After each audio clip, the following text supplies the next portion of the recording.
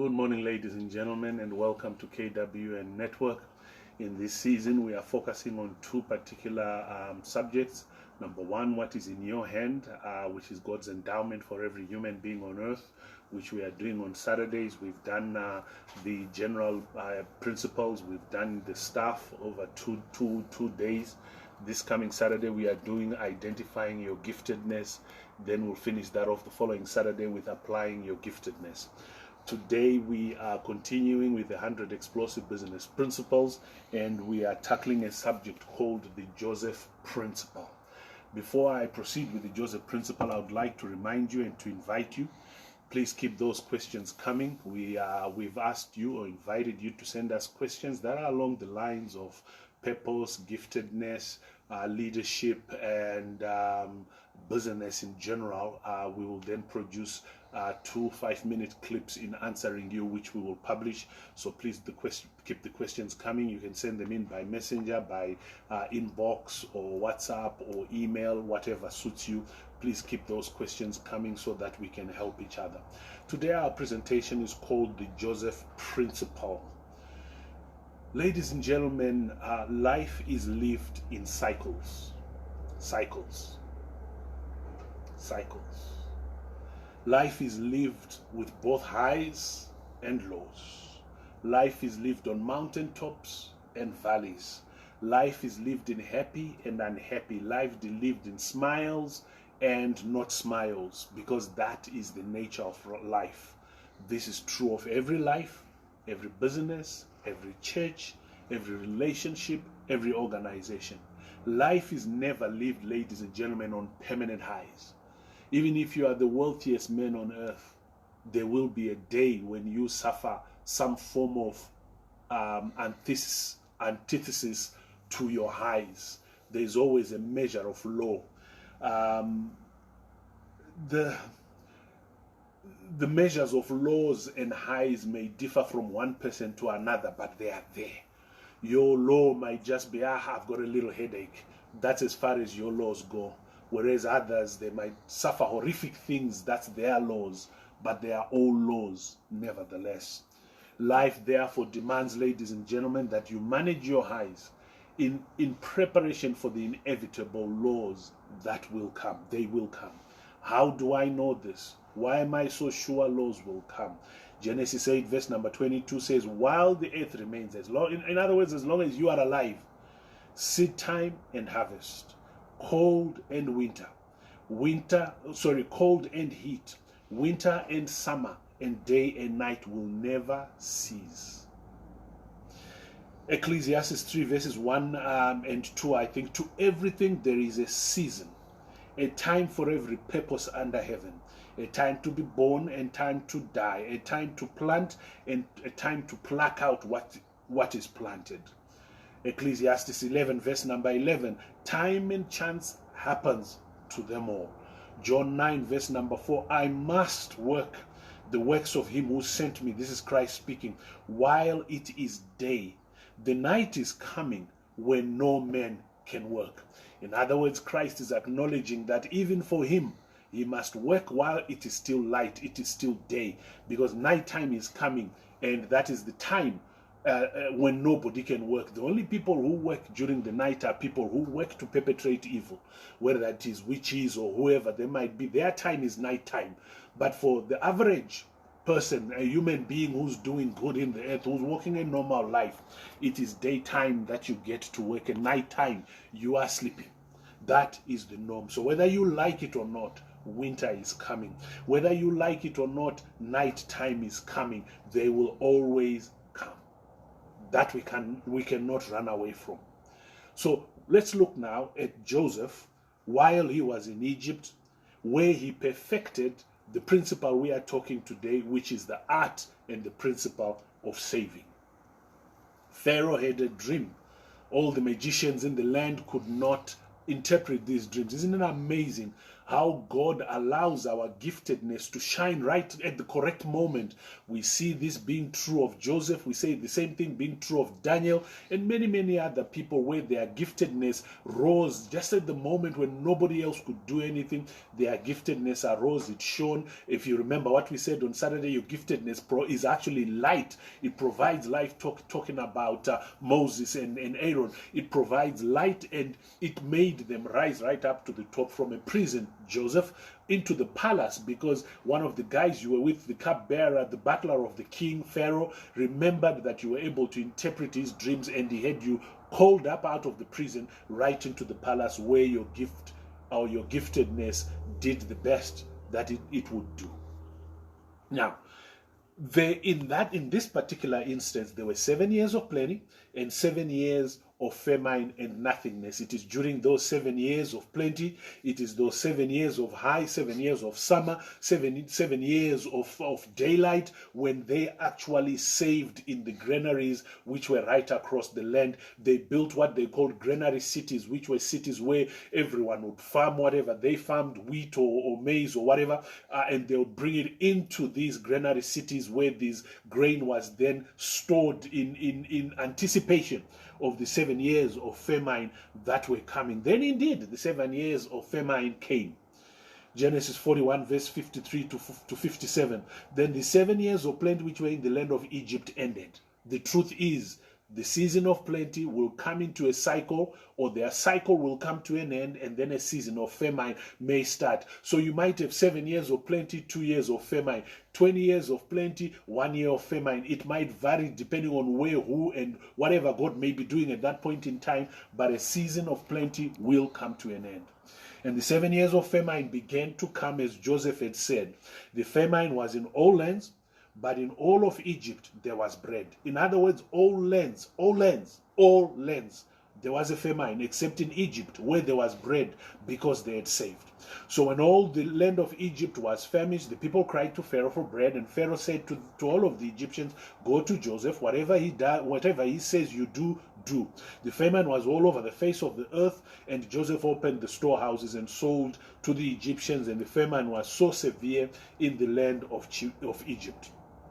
So there was, the years of plenty will end, no matter how smart any of us may be, how clever we might be, or how much we've prepared for the years of plenty, or even the years of famine. The years of plenty will end and famine will kick in. This is when you then default to what you have saved. This is when you then default to what you've gathered up. The wisdom you've exercised then shows up to defend you and to protect you from the years of famine.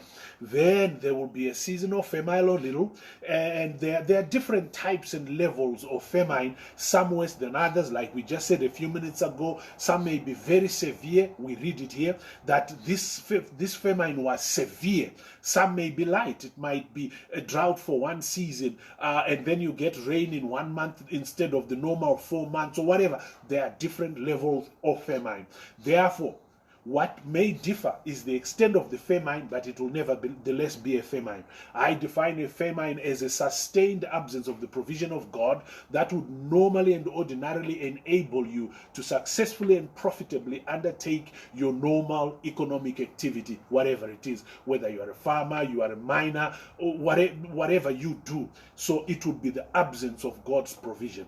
If you look at it from another perspective, it is defined even by Christ as a night time, which means that there is no light for photosynthesis. If you are a farmer, maybe there is no rain for your seed which is in the ground, or there is no light, there is no rain. The soil is bad, or there's a blight in the soil, or there's winter and the ground is all snowed up and you can't dig to plant your seed. Whatever causes a disruption of your normal agricultural activity could be regarded as an essence of famine, which may then prevent your economic activity. There are different levels, like we said, and different levels of severity, and so on and so on.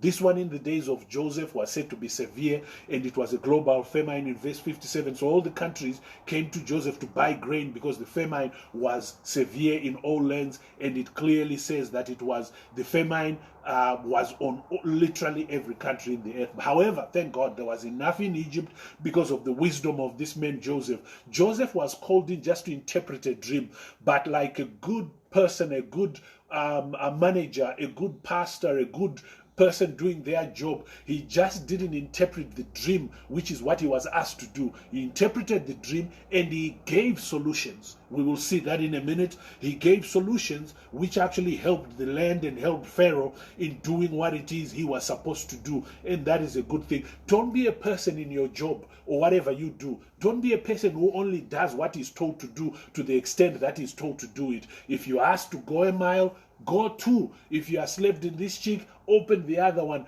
That's what we learn from some of these episodes, because then he gave solutions beyond what he had been asked to do. In spiritual term, this famine might mean an absence of grace, favor, or unction. In business term, it might mean an absence of funding, an absence of clients, an absence of sales or productivity, or like, look at what COVID has done. None of us are producing right now, or as much as we should, or the different levels of lockdown we've suffered, because this thing has come, which is a famine of some sort, which has stopped our normal economic activity. This is when you need to have been wise enough to have saved.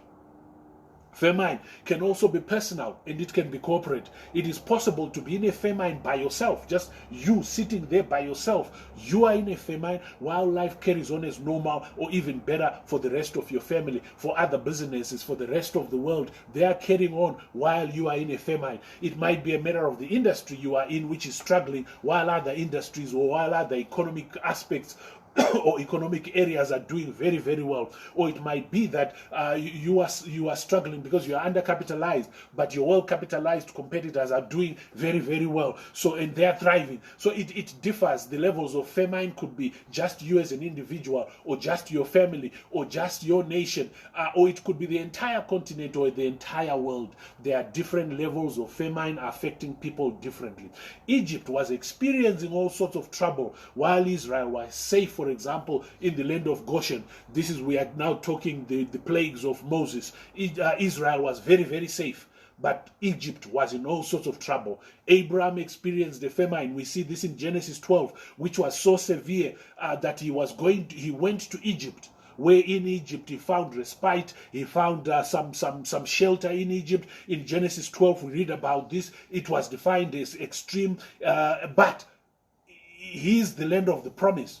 There is a famine in the land of the promise, and in Egypt there is plenty. Exactly the same thing happened to his son Isaac, where he also wanted to leave the land of the promise to go to Egypt, or to go to, and then God told him to stay right there where he was, and again he stayed in Gerar, and in that place he found respite. Ladies and gentlemen, let us learn to be like the ant. Proverbs 6 verse 6 through 8. Go to the ant, you lazy person, consider her ways and be wise. In other words, wake up and be wise. Which, having no captain, in other words, there is no organization, no structured organization in the ant colony, but they don't have an overseer, they don't have a ruler, but they provide their supplies in summer. They gather their harvest in summer, so that in the winter season they are covered. The ant saves. She gathers, knowing that a winter is coming, and that, or even that the next harvest might fail. Guess what, ladies and gentlemen? You might be in a job, but the next harvest might fail. Imagine, before this COVID thing hit everybody, particularly February, March, April, there, depending on which country you're in and how your nation responded to COVID. You knew you had planted a seed. How do you know? You work, and therefore you expected a harvest, but boom, all of a sudden your country is shut down. You might have gotten a salary, you might not have gotten a salary. So even if you have planted, the point is that oftentimes seasons fail. Oftentimes, even if you've done the right thing, the next harvest might fail, whether it's because there's a swarm of locusts that comes and it eats all the leaves or whatever of your crop. You had done well, you had sowed, you had fertilized, you had watered, everything was going well, until boom, something happens and it changes everything. So even your harvest can fail. Not that you didn't plant, but your harvest fails. So let us be wise, ladies and gentlemen, to know and to realize that we must save, because whatever we are doing, things may change. It is folly to spend all you have today simply because you think you will have tomorrow. Save what you have today. Spend what you must, yes, But save the bulk as much as you can, because you don't know whether there's going to be a famine tomorrow or your harvest is going to fail tomorrow.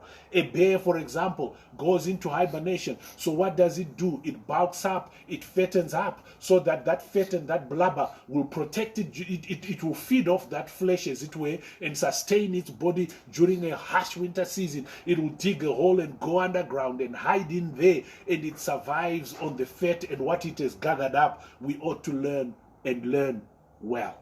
Genesis 33 says, now therefore, this is Joseph speaking to Pharaoh. Now therefore, let Pharaoh select a discerning and wise man.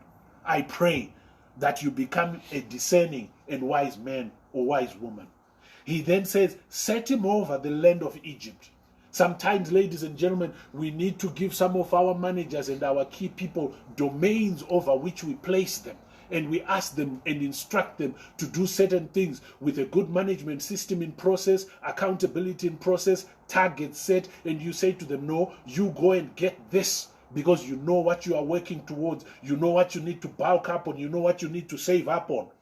And let Pharaoh do this, and let him appoint officers over the land to collect a fifth of the produce of the land of Egypt in the 7 years of plenty. In other words, ladies and gentlemen, Joseph is phenomenally setting for us, out of our income, out of our businesses, out of whatever we earn. Joseph is saying that we must save a fifth of it. We must save 20% of it. So in whatever money and revenue you earn, ladies and gentlemen, it is necessary that a fifth of it, you actually take it and save it. You leave on the 80% in the first instance, but it is required of us as Christians particularly that we honor God with our tithes and our offerings. In other words, out of the 100% you earn, number one, you take the first 10% that belongs to God. A tithe is not giving, it is giving back what God already owns. Then you go to the 20%, which is your saving.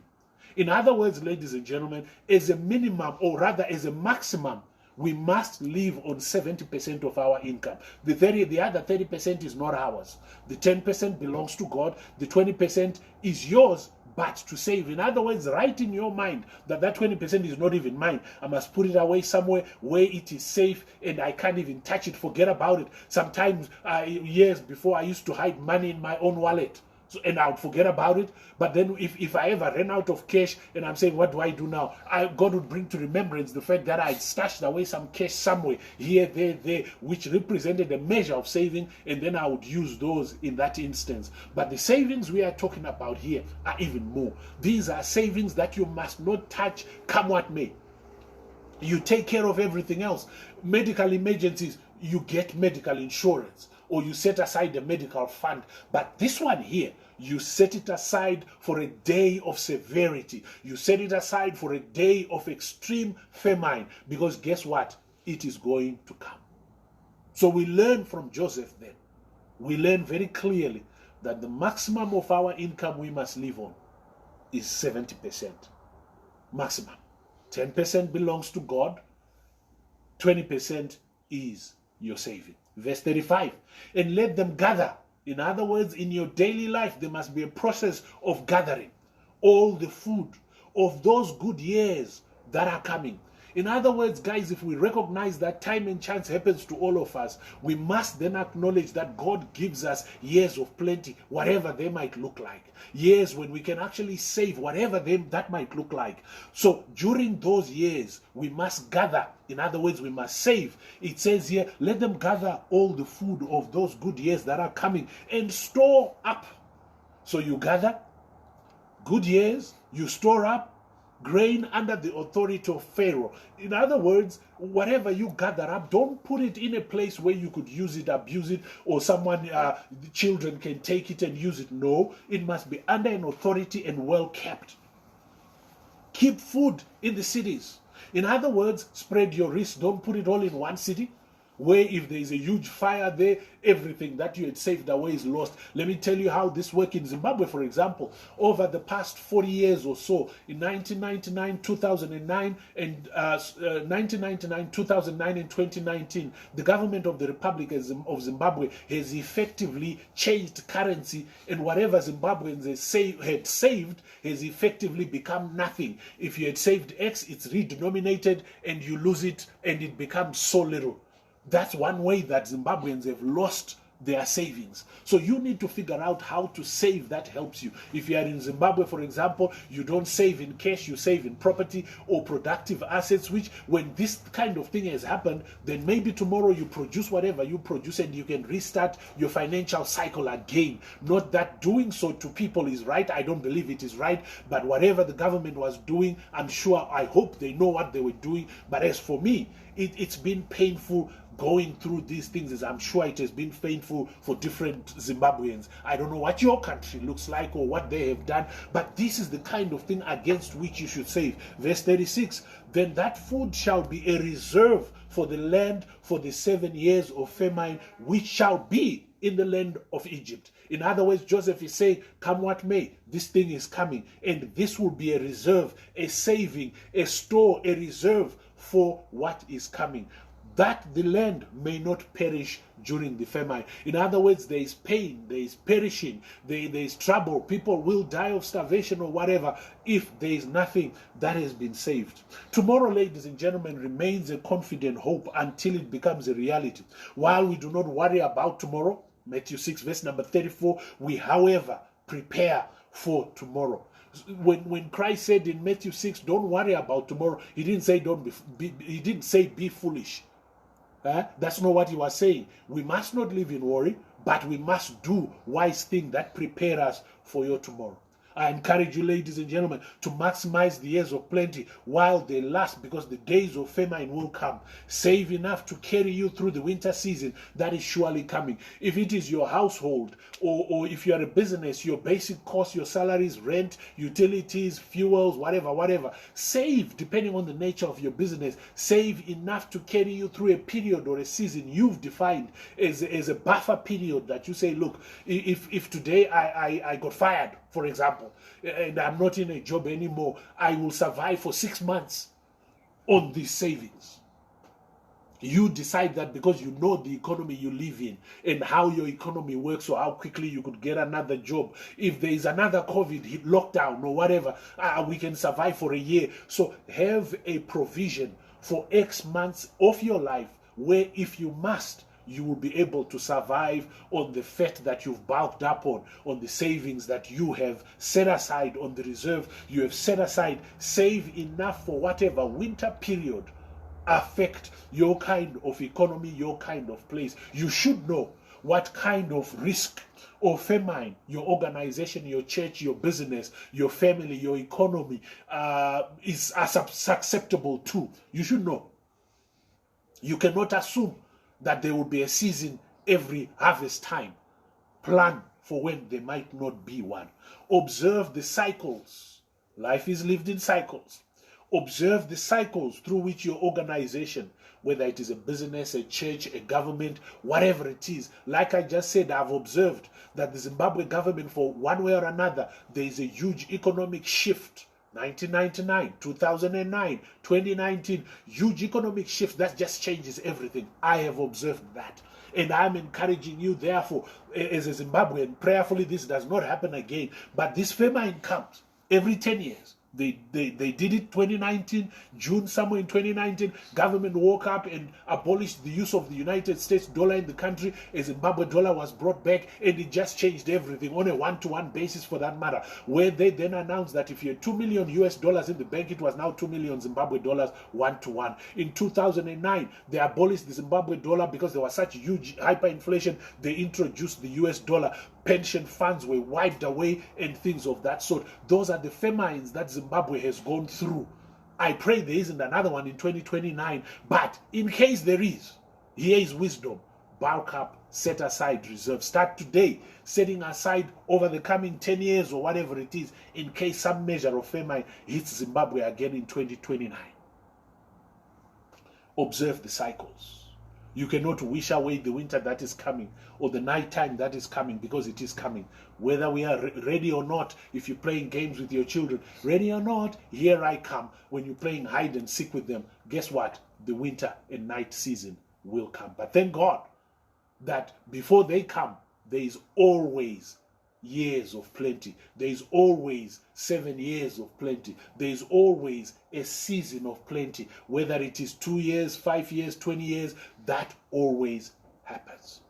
I pray today that God gives you two sons. Two sons. Genesis 41 verse 50 through 52. And to Joseph were born two sons before the years of famine came.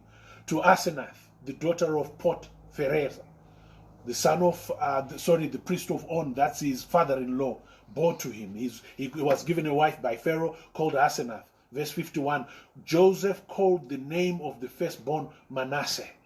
For God has made me forget all my toil. I pray that God helps you to forget all your toil, that God brings to you, even in this famine called COVID, that God gives you an opportunity, new years of plenty, to forget your toil. He says, and all my father's house, because Joseph was stolen away, sold into slavery from the land of the promise over into Egypt. I pray that God gives you in this lockdown and COVID, austerity and famine, that he grants you years of plenty. May he give you a niche into which you can tap, an opportunity into which you can look, that will give you your years of plenty. That's the first son that God, I pray God gives you. The ability to forget all your toil, all your trouble, and everything that has harassed you, and bring you into a season of plenty. Your 7 years, 2 years, 3 years, whatever, of plenty. The second son that Joseph was given, and the name of his second son was Ephraim. I'm reminded later on when his father Jacob came, when he was blessing these two boys, Ephraim and Manasseh. Jacob put the hand on the first, on his right hand on Manasseh, the firstborn son, and the left hand on Ephraim, the secondborn son. That's what they thought he would do, but then he swapped his hands over, because Ephraim, the junior child, who is, for God has caused me to be fruitful in the land of my affliction. That's what I'm praying for you the most, that God sends you an Ephraim, that God causes you to be fruitful in this land of affliction, where he was molested by Mrs. Potiphar, imprisoned because of Mrs. Potiphar's lies, and in every way he went, in Potiphar's house, in that prison, all the way through to the palace, Joseph excelled because God was with him. So I pray that God sends your Ephraim, the son who will cause you to be fruitful in the land of your affliction, to be fruitful in this lockdown, to be fruitful in this season of trouble. That's my prayer for you, that God gives you a Manasseh, but more importantly, that God gives you an Ephraim. That's my prayer for you today. May God bless you. We need to stop right here. May God bless you and cause you to come into your season of plenty in the name of Jesus. Remember, ladies and gentlemen, wisdom is the principal thing. God bless you.